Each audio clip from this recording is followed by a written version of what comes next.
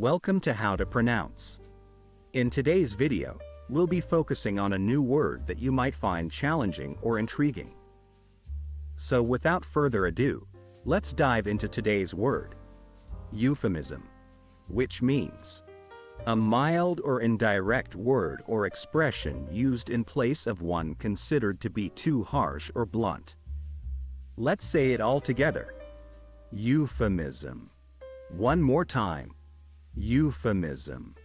Now let's split the word into syllables and then pronounce each syllable one by one. U, fame, E, N.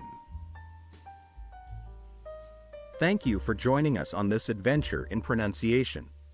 Remember, language is a journey, not a destination.